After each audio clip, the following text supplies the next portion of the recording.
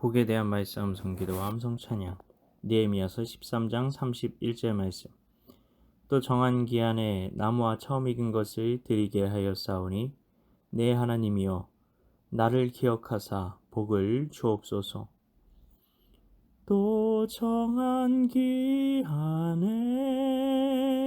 나무와 처음 익은 것을 드리게 하였사오니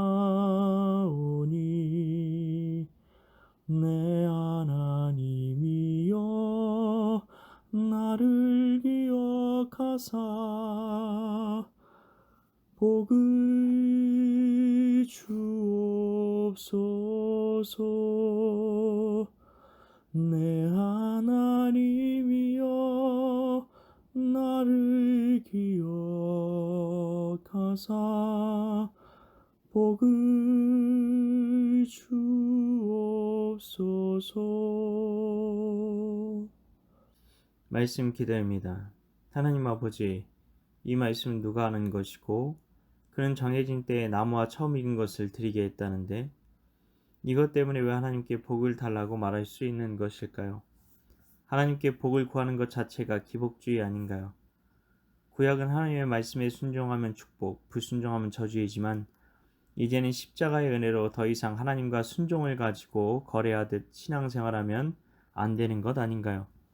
은혜에 감사해서 섬긴 것이지 이것 가지고 복을 달라니 너무 이 말을 한 사람의 속이 보이는 것 아닌가요?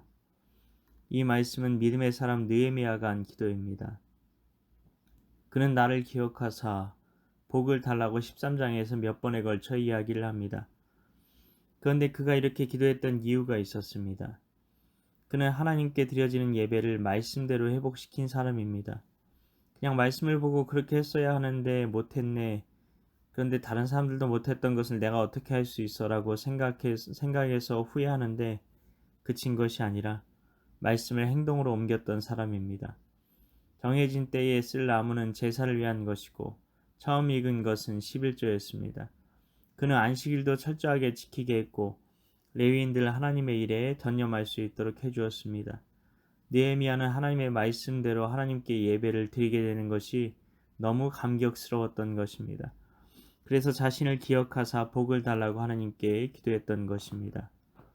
그래도 순종해놓고 하나님께 복을 달라는 것은 너무 속보이는 것 아닌가 싶습니다.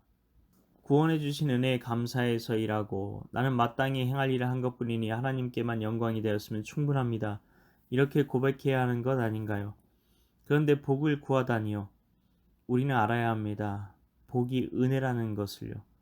은혜를 구하는 것이 잘못인가요? 은혜 아니면 살아갈 수 없다고 우리도 찬양하지 않습니까? 은혜는 하나님만이 하실 수 있는 일을 말합니다. 예를 들면 농사를 지을 때 때때마다 필요한 비, 햇볕 등이 있습니다. 그런 것은 인간이 어떻게 할 수 있는 일이 아닙니다. 좀 더 실제적으로 우리가 공부를 열심히 합니다. 코피가 나올 만큼 밤을 지새워 최선의 노력을 다해 공부를 했습니다. 그런데 머리에 남는 것은 없고 이해가 되지 않고 아무 결실이 없다면 그것은 은혜가 그 가운데 없는 것입니다. 그리고 우리는 나름의 경험과 지식 등을 가지고 일을 열심히 하는데 성과가 없다면 그 또한 은혜가 없는 것입니다. 우리가 최선을 다해도 하나님의 은혜가 없으면 우리에게 필요한 결실을 거두지 못하는 것입니다. 그리고 느헤미야는 복을 달라고 했지 자기가 원하는 복의 모양을 마음속으로 그리고 입으로 선포하여 하나님을 자기가 필요한 것을 얻어내는 램프의 요정처럼 이용하고 있지 않다는 것입니다. 성경에서 복을 엄청나게 받았던 솔로몬도 생각해 보십시오. 그가 지혜가 아니라 다른 것을 구했더라면 어떻게 되었을까요? 금도끼, 은도끼에 흑심을 품었던 나무꾼과 같이 되었을 것입니다. 그는 하나님께서 자신에게 주시길 원하시는 복, 자신에게 필요한 은혜를 달라고 구했던 것입니다. 그러면 예수님께서 십자가에서 죽으셨기 때문에 우리의 행실이 아니어도 복을 받는다는데 왜 하나님께 순종했다고 복을 달라고 하나요? 옛 언약과 새 언약은 다른 것이 아닙니다. 다르다면 말씀을 돌로 된 석판에 새겼느냐, 마음의 신비에 새겼느냐의 차이입니다. 순종을 요구하는 것은 동일합니다.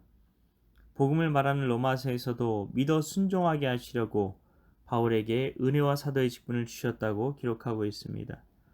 새 언약의 삶에서는 성령님께서 우리 안에 오셔서 말씀을 마음에 새겨주시는 것이고, 이 때문에 우리가 하나님의 말씀을 성령님을 통해 기쁨과 감사함으로 순종할 수 있게 되었고, 이러한 순종함 때문에 풍성한 은혜를 누리며 살게 된다는 것이 새 언약의 삶이기 때문입니다. 새 언약의 삶에서도 순종 축복, 불순종 저주의 공식은 여전히 적용된다는 것입니다. 새 언약을 어떻게 이해하느냐가 그래서 아주 중요하다는 것입니다. 우리 삶에 필요한 은혜들이 있을 것입니다.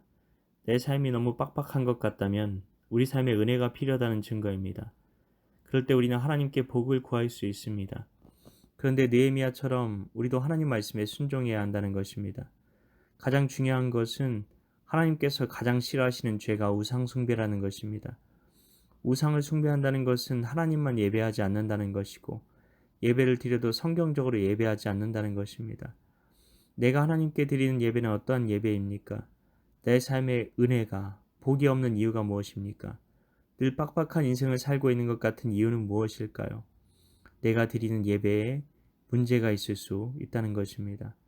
하나님 아버지, 우리 삶에 축복이 꼭 필요하다는 것을 다시 한번 생각할 수 있도록 인도해 주시니 감사드립니다. 우리가 옛 언약과 새 언약의 차이와 복과 은혜의 관계를 분명히 알아서 하나님의 말씀에 순종하는 삶을 살기로 다짐하며 늘 말씀 안에서 주님을 기쁘시게 하는 삶을 살아갈 수 있도록 인도하여 주시옵소서. 이를 위해 오늘도 말씀 암송 기도와 암송 찬양 가운데 나아가오니 성령으로 임하사 주님께서 기뻐하시는 예배자의 삶을 살게 하여 주시옵소서. 더 주님 부어주시옵소서. 더 주님 채워주시옵소서. 믿고 감사드리오며 예수님 이름으로 기도하옵나이다. 아멘.